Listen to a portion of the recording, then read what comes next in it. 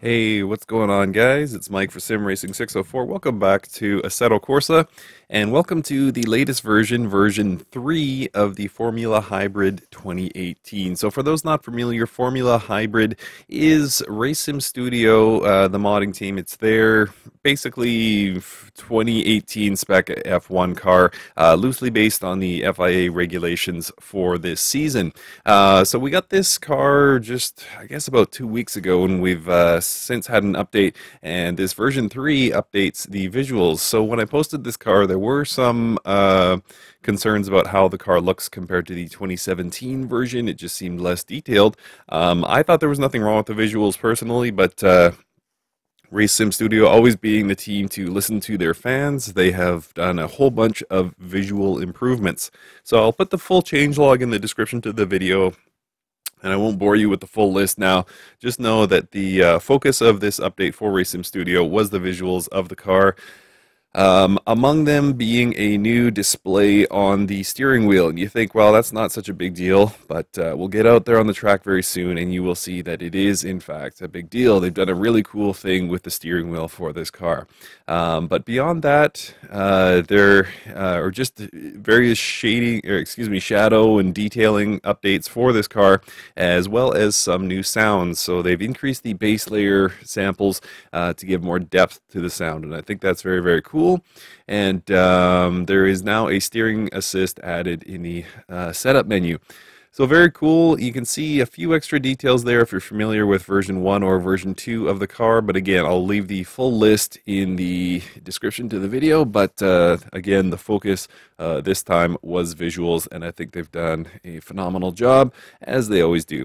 So let's get out there on the track and have a look at the new steering wheel display, which I think will impress you thoroughly. Let's get out there. Alright guys, so welcome to the pit box here at Spa, and welcome to the new display, the new steering wheel display for the Formula Hybrid 2018. So let's quickly talk about this. So first and foremost, I want to say that this is a free update. So if you own the Formula Hybrid 2018 already, you should be receiving an email very, very soon, if you have not already, for this update. And second thing I wanted to say is the change in display on the steering wheel is mapped to the headlights button. So whatever button you're using for headlights typically, that is what will bring up this cool display. Actually, there is a third piece of housekeeping, and that is to see the track map, you need to have Content Manager enabled. So just a few pieces of housekeeping there. So let's go quickly through this display. So much the same as the standard 2018 display that you're used to. The ERS level on the left is still present in the new display. On the far right, though, is the remaining ERS for that lap. So there's only a certain amount of discharge you can use per lap, and that is indicated on the right with the yellow bar. So that will tick down all the way to the bottom, indicating you have used all of the possible electric energy for a given lap, regardless of how much you might have in your own battery. Just below, okay, let's start with the tires actually. So the outside corners, top right, top left, lower right, and lower left, those are all the tire details. So the number, obviously, in yellow there, that is the tire pressure. So you'll want to keep those somewhere around 20 for the Formula Hybrid, and obviously LFRF, etc., is for left front, right front. And the circles, if you're wondering about the circles, I don't fully grasp what Race Sim Studio was going for with these. So they have indicated that the color inside the circle, that dark purple there, is the tire texture indicator. So I'm guessing that is tire wear, so it will become lighter as time goes on. Please feel free to correct me in the comments if I've got that wrong. And the outside of the circle is the tire motion and braking indicator. So it goes very light when you're in motion, and then under braking it will turn red. So it just kind of tells you what kind of stress your tires are under. Obviously, time of day as shown at the top there. The conditions, that little sunshine in the center there, that will change to a cloud if it's cloudy, etc., etc. Outside air temperature showing 26 degrees here, which is, excuse me, that's the track temperature. The track temperature is 26 degrees here. And what else? Track name, track layout. There is no indicator of where your car is, so it's just the track layout there that you're seeing. Longitudinal and Lateral G's and longitudinal G's. How about that? So lateral G's when you're going around corners is the display on the left. So there is no peak hold from what I've seen. It'll just show you your current G forces as you're going around corners. And longitudinal G's. So when you're under acceleration or braking, how many G forces are exerted from the front to the back of the car.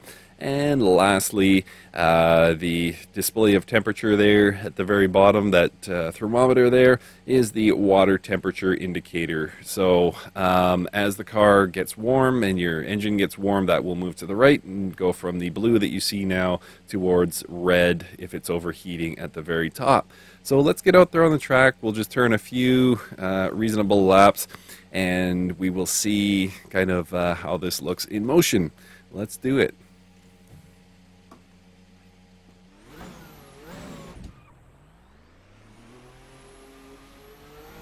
So again, if you're having issues, just remember to have Content Manager running in the background if you want to see the track map.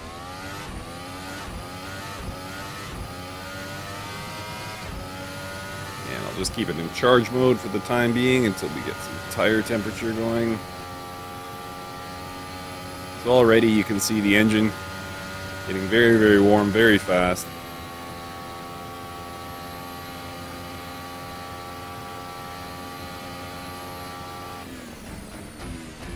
And the tire pressure approaching 20 as we would want it.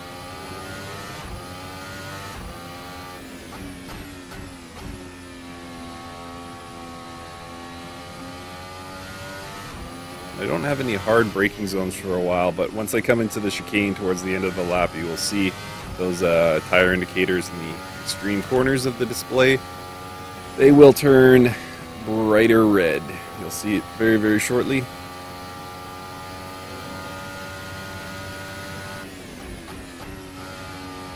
Starting to get good tire temp in these things. I am running ultra sauce right now. So we should be able to push into charging mode very soon. And we'll take a look at a replay after this to see the new visual improvements and sound improvements that RaceSim Studio has made. LED lights, I think, are fantastic looking. Spending too much time staring at the LEDs, didn't notice I was off track. Alright, so we're in hot lap mode now, so we should be able to see that ERS start to go down on the left, as well as the consumption per lap shown on the yellow bar on the right.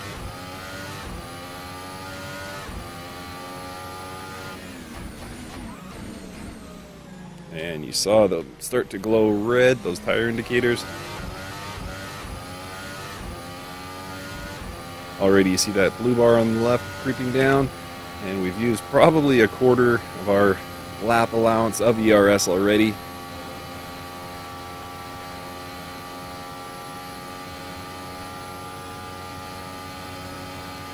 And it's only going to keep going down up this long uphill straight.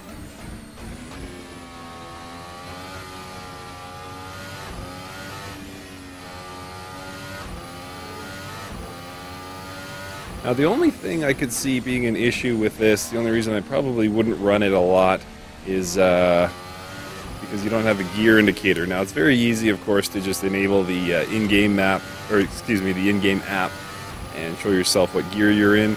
But with 8 gears, it's sometimes easy to lose what gear you're actually in. Once you have a track down, of course, you know how many downshifts you need to use. But again, with 8, it's sometimes easy to lose track, so that would be probably the only app I would continue to use outside of the display on the wheel.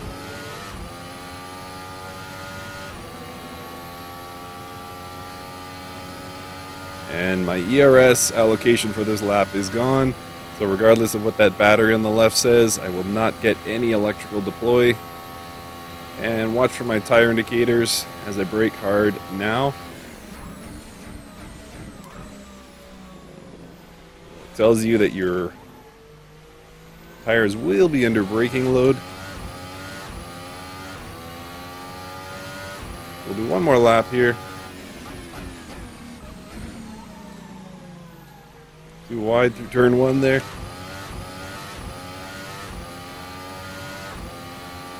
And my My ERS allocation for this lap is up, but unfortunately my battery is down, so it won't really matter.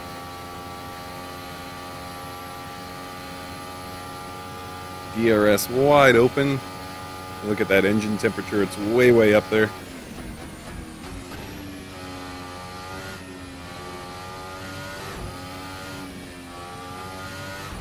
A little wild with a quick right left right combo there. And just wild all around.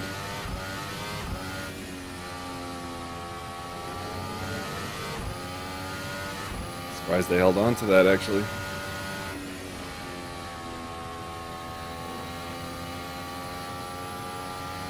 And the car just became a slug. As soon as that electrical energy was gone, I could feel it immediately.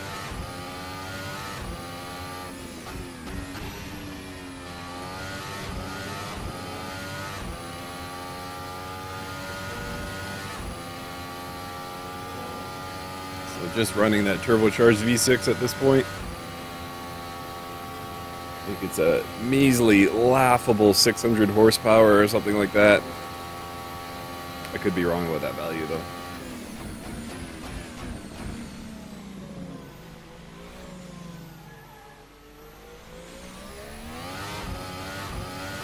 So there we go, guys. And just a reminder that this is available with a toggle, so if that gear thing is bothering you, if you just absolutely need to know what gear you're in, you can possibly just use the second display as car info and generally run this. Up to you. So very cool, nicely done by Race Sim Studio, very cool addition, and let's take a look at a replay and see what those visual and sound improvements are like. Thank you guys so much for watching, and we will see you next time.